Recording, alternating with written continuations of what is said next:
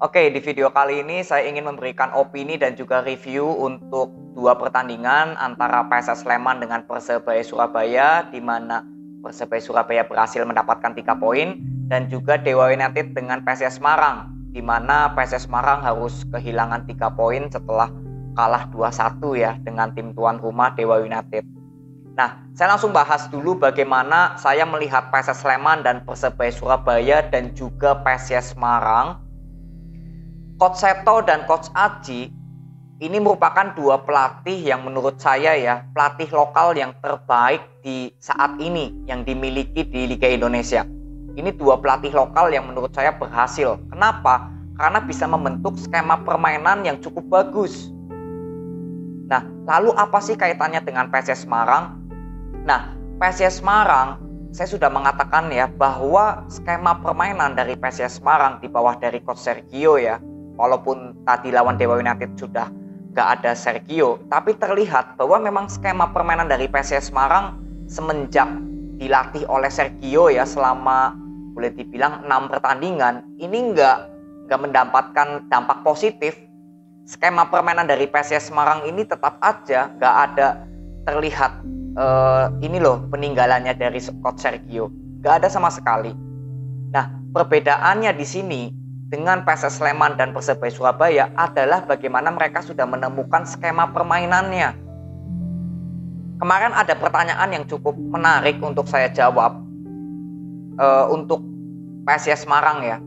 Karena yang memilih pemain datang ini bukan dari pelatih tapi dari manajemen. Itu pertanyaan yang cukup bagus dan saya coba menjelaskan dulu di sini. Apa sih yang lebih penting? Mana gitu ya, mana yang lebih penting antara skema permainan atau kualitas pemain. Nah, ini kalau menurut pandangan saya, bagaimanapun skema permainan itu jauh lebih penting daripada kualitas pemain. Walaupun memang kualitas pemain yang dimiliki dari suatu tim juga mendukung untuk skema permainan, tapi intinya pola skema permainan ini lebih penting dulu. Kita lihat dulu PSS Sleman. Saya sudah berapa kali mengatakan bahwa PSS Sleman ini kurang pemain yang killer, yang membunuh ya, yang haus gol di depan gawang. Makanya berapa kali kemarin saat menghadapi Persebaya Surabaya itu terlihat skema permainannya sudah bagus untuk PSS Sleman, tapi berapa kali ketika bola sampai di depan area pertahanan Persebaya Surabaya itu seperti nggak ada peluang-peluang gol yang tercipta cukup bagus. Paling dari Hamdi aja, dan itu melalui corner kick ya, bola mati. Melalui skema yang hidup dari PSS Sleman ini kelihatan kekurangan killer man di pemain sayap atau di pemain depannya. Todd Verret juga di pertandingan kemarin nggak terlalu terlihat di babak pertama, walaupun di babak kedua lebih baik ya, tapi masih tetap belum terlihat killer man dari pemain PSS Sleman. Dan untuk Persebaya Surabaya, kalau boleh saya bilang ini seimbang antara skema permainan dari Coach Aji ini sudah bagus, sudah terbentuk, dan pemain-pemainnya menurut saya sejauh ini ya, menurut saya ini sudah berkualitas. Hanya saja memang para pemain dari Persebaya Surabaya berapa kali belum konsisten, terutama Igor Vidal dan Silvio. Walaupun Silvio kemarin mencetak gol melalui corner ya, headingan, tapi itu melalui set play bola mati. Secara set play bola hidup, Silvio ini belum terlalu tajam kalau menurut saya. Tapi di luar dari itu, skema permainan Persebaya Surabaya ini sudah bagus di bawah dari Coach Aji, sama seperti Coach Seto menaungi PSS Sleman.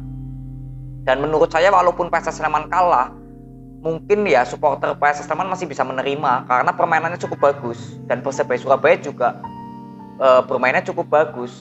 Adu strategi terjadi antara dua pelatih yang menurut saya cukup bagus di Indonesia, pelatih lokal yang kita miliki. Nah, ini berkaitan dengan PSS Semarang yang saya ingin bahas pertanyaan yang cukup bagus tadi.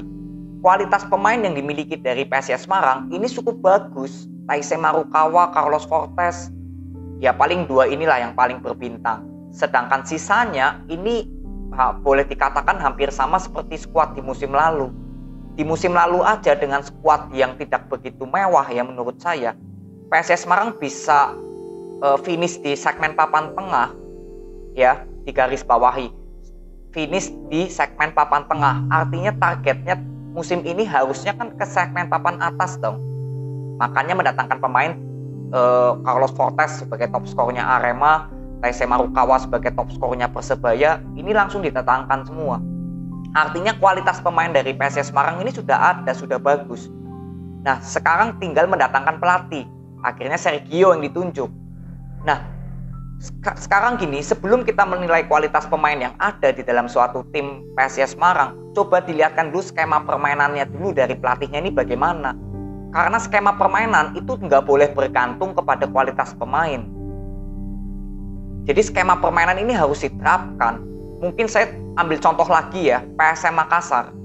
PSM Makassar, pemain-pemain mudanya, walaupun nggak terlalu berbintang ya menurut saya kualitas dari pemainnya PSM Makassar, tapi dengan pemain muda yang cukup banyak, dicampur dengan pemain senior, karena skema permainannya sudah ada, sudah didapatkan, makanya PSM Makassar ya kita lihat sekarang sangat positif di Peri Liga 1, karena skema permainannya bahkan sempat ke final Piala AFC karena skema permainan.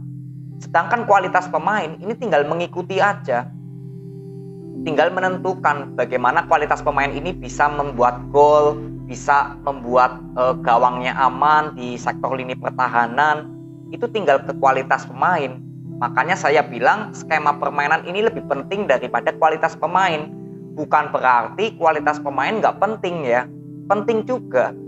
Bagaimanapun juga kualitas pemain dengan skema permainan ini satu kesatuan. Tapi kalau lebih penting, itu lebih penting skemanya dulu yang didahulukan, skema pola permainan dari suatu tim. Barulah kualitas pemain itu mengikuti. Makanya saya waktu kemarin buat opini tentang PSIS Semarang, pemilihan pemain bukan dari pelatih gitu.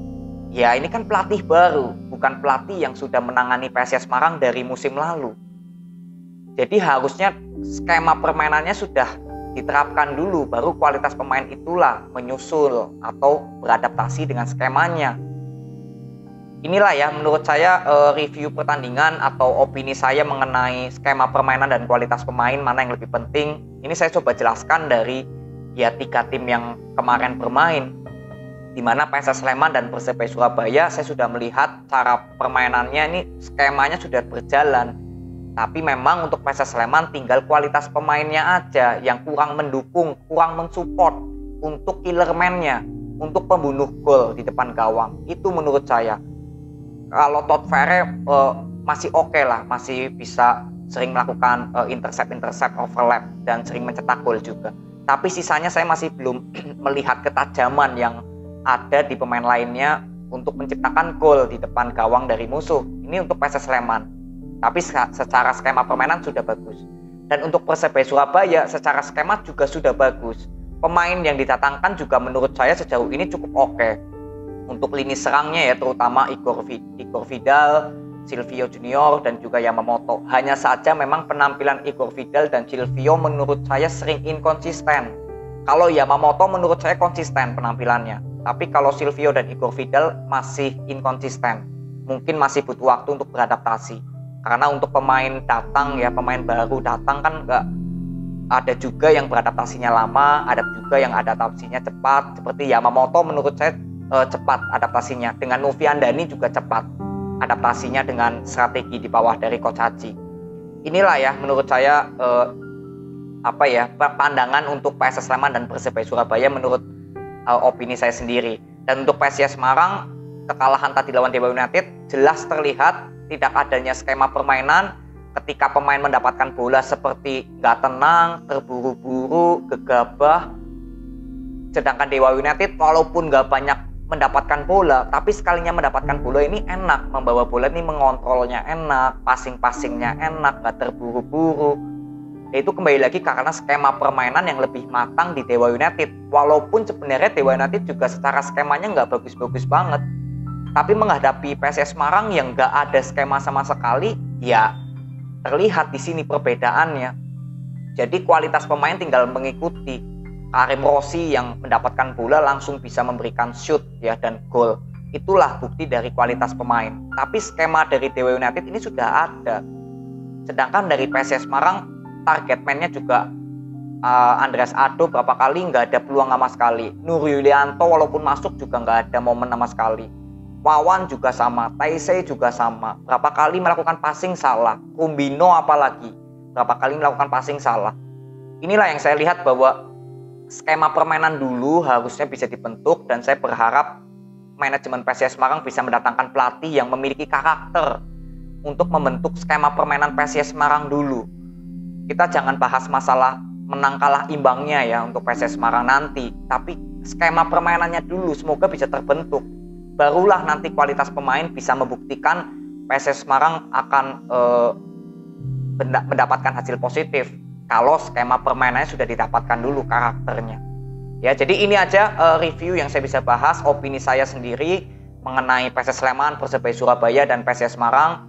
Untuk PSS Sleman dan Persebaya Surabaya tinggal melanjutkan aja, dan untuk PSIS Semarang saya masih menunggu pelatihnya siapa ini untuk cepat-cepat didatangkan ya, karena PSIS Semarang ini butuh sekali, benar-benar butuh pendamping pelatih yang bisa merubah skema permainannya agar nggak mendapatkan hasil negatif lagi.